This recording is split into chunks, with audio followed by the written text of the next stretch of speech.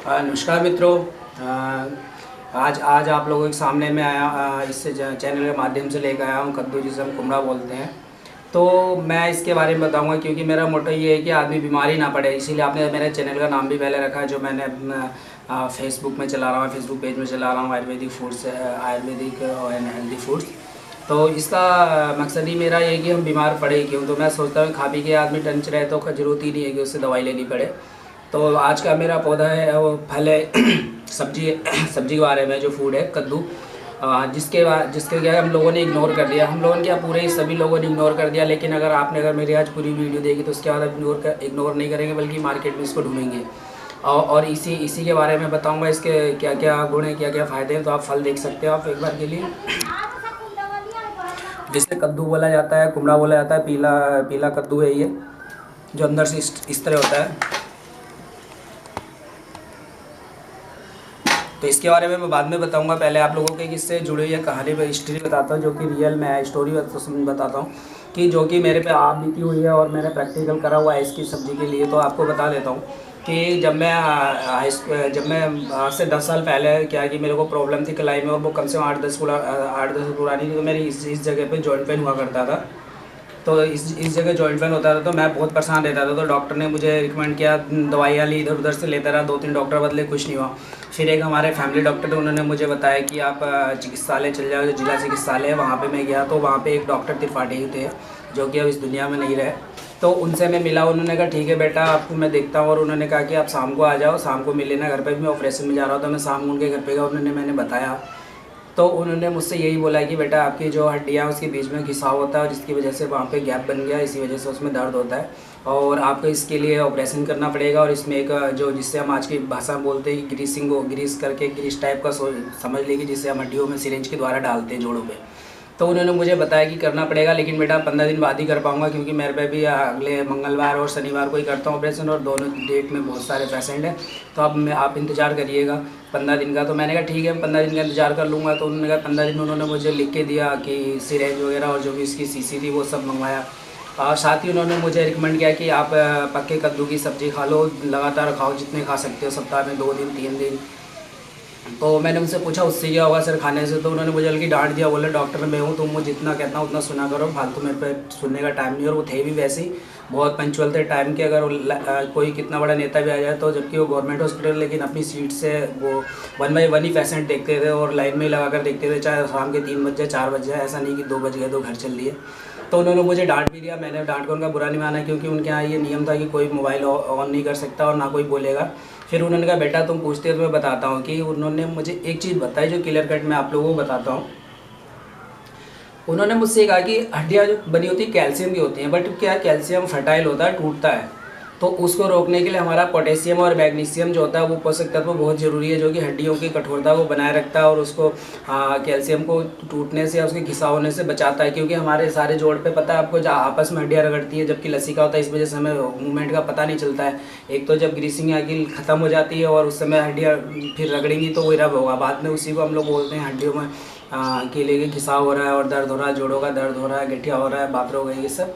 तो इन सब चीज़ों से है। तो उन्होंने मुझे कहा कि आप 1-3 काम करने के लिए मुझे बताए थे। एक तो आप बोले माउस जो पकड़ते हो लैपटॉप पे, तो उसको आप ज़्यादा ना यूज करें। दूसरा बाइक की हैंडल जो है मोटी ग्रिपिंग लगाएं। तीसरा आप जितना हो सकता है कद्दू की सब्जी खाएं। और उन्होंने मुझे एक टैबलेट दी थी डोनोलैक्स DT करके, तो आज तक मुझे याद है, जबकि मैं दवाई 10 साल हो गए छोड़े हुए। तो इन चीज़ों का मैंने सेवन करा। और जब 15 दिन बाद मैं हॉस्पिटल पहुंचा, तो वो ऑपरेशन थिएटर में ही थे। तो मैं गया, तो उन्होंने कहा इंतज़ार करो। करते करते 1-2 घंटे इंतजार करने के बाद मेरा नंबर आया। तो उन्होंने मुझसे पूछा, और मैंने उन्हें बताया कि मुझे कम से कम 50% से एबव रिलीफ हो गया और दर्द नहीं हो रहा है, और पहले से बहुत कम है। उन्होंने टेस्ट वगैरह करा, टच वच करके देखा, क्योंकि आर्थो स्पेशलिस्ट थे। उन्होंने कहा बेटा आपको ऑपरेशन करवाने की जरूरत नहीं है, आप इस सिरिंज को इसे वापस कर दीजिए। तो मैं उनसे उस समय भी, अब क्योंकि मुझे पता था कि ज़्यादा इनसे बात करनी रखते, उन्होंने जैसा कहा मैंने वैसे ही करा। और बस उन्होंने मुझे एक हिदायत दी थी कि आप वीकली कम से कम 2 बार कद्दू की सब्जी 1 साल तक खाएँ। और मैंने वो बाई चांस उस साल इतनी कद्दू लगा के खेत में बहुत थे, मैंने खाया। हरे कद्दू थे, वो पके भी थे।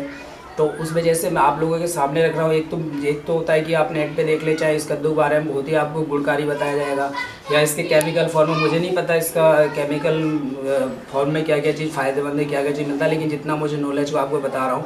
तो इसीलिए आगे मैं इसमें और भी कुछ चीज़ें बताऊंगा। तो मेरा प्रैक्टिकल करा हुआ है, इसीलिए मुझसे कोई भी गठिया का पेशेंट आता है तो बोलता है कि तो भाई होता है इससे, तो मैंने कहा भाई नहीं होता, इसका फ़ायदे भी बहुत होते हैं। भाई होता है तो आप इसकी सब्ज़ी लहसुन डाल के बना लीजिए और मेथी, जीरे की जगह मेथी से छोड़िएगा। जितने ज़्यादा मेथी डालेंगे उतना ज़्यादा फ़ायदा रहेगा। मेथी और लहसुन का यूज करिएगा छोंकते समय सब्ज़ी। और मीठी कद्दू बनाइएगा मैक्सिमम। वैसे हरी कद्दू भी खा सकते हैं, पीले भी खा सकते हैं और मीठा भी खा सकते हैं। तो इसके बारे में बताने से पहले आपको बता दूं कि लोग इसे पसंद नहीं करते हैं कद्दू। बच्चों को कहते हैं कद्दू करके, जो मोटे होते हैं उन्हें कद्दू बोला जाता है, या फिर हंसी आ जाती है कद्दू बोलते ही लोगों को। तो मैं इसमें इसके बारे में बताऊंगा कि जो कद्दू इसमें कितना फ़ायदा होता है। एक तो देखेंगे तो आप इसमें सेचुरेटेड फैट नहीं होता है, जहाँ तक मैंने इधर से जानकारी जुटाई तो इसमें सेचुरेटेड फैट नहीं होता है, जिसकी वजह से हमारा कोलेस्ट्रॉल नहीं बढ़ता है, कोलेस्ट्रॉल भी नहीं बनता। लेकिन मैं एक चीज़ और बता दूँ इससे पहले कि एक नॉर्थ इंडिया में इसका ट्रेडिशनल बहुत ही चलता है इसकी सब्ज़ी का। कोई भी हिंदू धर्म में जैसे त्यौहार हो या कोई भंडारा हो, लंगर हो, शिव जी का हो, चाहे कोई भी हो, शादी विवाह, तो वहाँ पे कद्दू की सब्ज़ी शुभ मानी जाती है और इसकी मीठी कद्दू की सब्ज़ी चलती है। और इसकी एक खास चीज़ और, इसकी सब्ज़ी आप कद्दू के चावल के साथ भी खा सकते हैं, यानी भात के साथ भी खा सकते हैं, रोटी के साथ भी खा सकते हैं, पूड़ी के साथ भी खा सकते हैं। हर चीज़ के साथ मैच करती है और बहुत ही स्वादिष्ट और टेस्टी होती है।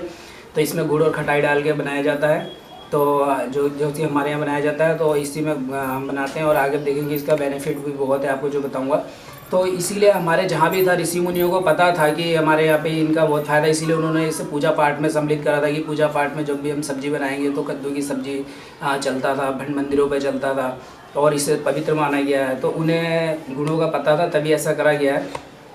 तो अब मैं बता देता हूँ इसके बारे में कि जैसे मैं कह रहा था कि इसमें सैचुरेटेड फैट नहीं होता है, जिससे कि हमारा कोलेस्ट्रॉल नहीं बढ़ता है और कोलेस्ट्रॉल कम रहता है और फाइबर, इसमें फाइबर पाया जाता है। अब मैं इसके बारे में थोड़ा दिखा सकता हूँ आपके लिए।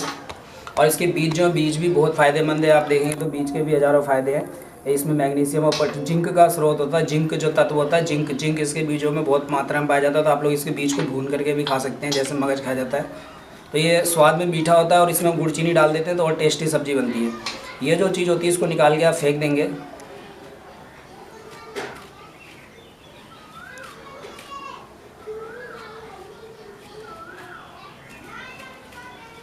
ये अंदर का बीज वाला हिस्सा निकाल के इसको फेंक दिया जाता है। मक्खी भी आ गई। और इसके छिक्कल को निकाल दीजिए, पके हुए जो पका हुआ छिक्कल इसको निकाल देंगे, ज़्यादातर होगा तो ये निकल जाएगा। और अगर कच्चा कद्दू है, हरा कद्दू है तो उसे पूरा छिक्कल समेत खा सकते हैं। और अगर ये पका हुआ है तो इसके छिक्कल को छीलने में भलाई रहती है। अभी कट नहीं पा रहा मुझसे ये, तो जो सब्जी काटेगा बढ़िया से कट जाएगा। तो इसके ये इतने पीस बना के छोटे छोटे, आपको बता दूँ, छोटे छोटे इसके पीस काट के इसका रख लीजिए। और एकदम गल के हलवा की तरह बन जाता है। इसकी कोई ज़रूरत ही नहीं है कि छोटे बारीक करना। और ये इस तरह आप पीस सब्जी काट सकते हैं और आप देखेंगे बड़ा टेस्टी होता है। और इसके बाद इसमें खटाई और गुड़ मिलाना चाहे तो मिला सकते हैं और जिससे मीठा बन जाएगा। और पाइल्स के जो मरीज लोग होते हैं, जैसे पाइल्स में बवासीर होता है, तो इस छिक्कल को इसको सुखा करके इसका चूरन बना के ले सकते हैं। उसमें पाइल्स में बहुत काम करता है। और ये इसके रेशे आप देखिए, ये भी बहुत फ़ायदा करता है पाइल्स में। अगर इसकी सब्ज़ी खाते हैं तो पाइल्स में भी हमें बेनिफिट करता है। और पेट साफ़ रखता है, कब्ज भी नहीं होने देता है। बस थोड़ा गैस बनता है, इसके लिए मैंने जैसा आपको बताया मेथी और लहसुन से हो गए। बाकी इसका कोई भी निगेटिव पॉइंट नहीं है, सारे पॉजिटिव ही पॉइंट हैं इसके। तो मैंने ये बताया, ये ऑक्सीडेंट से भरपूर होता है, तो जिससे कि हमारे शरीर में रिंकल्स वगैरह भी नहीं आएंगे। फ्री रेडिकल से निपटने में मदद करता है, ठीक है।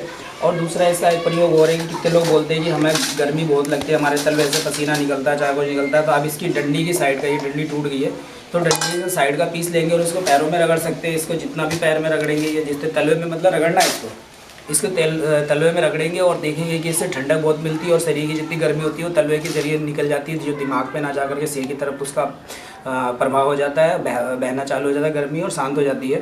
तो इसलिए करता है, इसका फ़ायदा होता है। और कभी भी कोई थकावट हो गई है आपको, इसकी सब्ज़ी का एक और फ़ायदा है कि जैसे आपको थकावट हो रही है, हरारत हो रहा है, तो उससे निपटने में भी फ़ायदा है, तो उसको दूर करता है।